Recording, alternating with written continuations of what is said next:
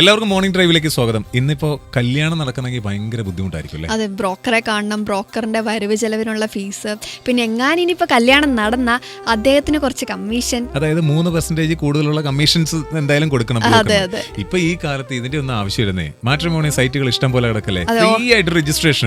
ഓൺലൈനിലായതുകൊണ്ട് തന്നെ വലിയ മെനക്കേടില്ല. പെട്ടെന്ന് കുറച്ച് സമയം മാറ്റി വെച്ചാൽ ഡീറ്റെയിൽസ് അങ്ങ് അടിച്ചു കൊടുക്കുക, പെട്ടെന്ന് രജിസ്റ്റർ ചെയ്യുക. ഈ ഫ്രീ ആയിട്ട് രജിസ്ട്രേഷൻ ഒക്കെ ഉണ്ടെന്ന് പറയുന്നത് ശരിയാ, പക്ഷേ പെണ്ണിന്റെ ചെറുക്കന്റെ ഡീറ്റെയിൽസ് വേണമെന്നുണ്ടെങ്കിൽ അവര് പറയുന്ന ഒരു ഫീസിനുണ്ട്, അതടച്ചാൽ മാത്രമേ കിട്ടത്തുള്ളൂ. ചേട്ടാ, അങ്ങനെ ഇരിക്കുകയാണ് 2018 ചേർത്തല സ്വദേശിയായ ഒരു യുവാവ് എറണാകുളത്തുള്ള കേരള മാട്രിമോണിയിൽ രജിസ്റ്റർ ചെയ്തത്, ഫ്രീ ആയിട്ട് രജിസ്റ്റർ ചെയ്തു. കുറച്ച് നാൾ കഴിഞ്ഞപ്പോഴത്തേക്കും ഞാൻ പറഞ്ഞ പോലെ തന്നെ ഒരു ചോദ്യം അവർ ചോദിച്ചു.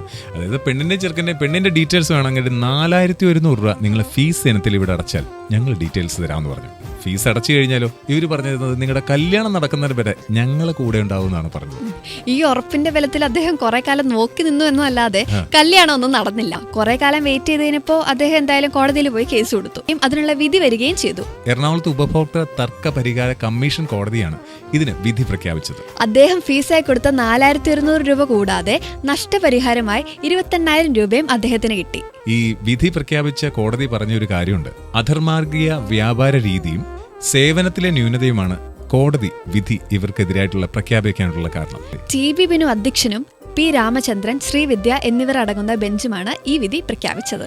അപ്പൊ എങ്ങനെ നമുക്ക് ഫ്രീ ആയിട്ടൊരു രജിസ്ട്രേഷൻ ചെയ്താലോ? നമ്മൾ രജിസ്റ്റർ ചെയ്തിട്ടില്ലെങ്കിലും രജിസ്റ്റർ ചെയ്ത കുറെ പേര് ഇത് കേട്ടുകൊണ്ടിരിക്കുന്നുണ്ടായിരിക്കും. അതെ, 28000 രൂപയ്ക്കുള്ള വക മോർണിംഗ് ഡ്രൈവിലൂടെ ഞങ്ങൾ ഇപ്പൊ റെഡിയാക്കി തന്നിട്ടുണ്ട്. എന്തായാലും രജിസ്റ്റർ ചെയ്തിട്ടുള്ളവർക്കും രജിസ്റ്റർ ചെയ്യാത്തവർക്കും, കല്യാണം കഴിച്ചവരെയും കല്യാണം കഴിക്കാത്തവരെയും ഒരുപോലെ സ്വാഗതം ചെയ്യാം അല്ലേ മോർണിംഗ് ഡ്രൈവിലേക്ക്. കൂടെയുള്ളത് ജോബിൻ ടാനിയെ.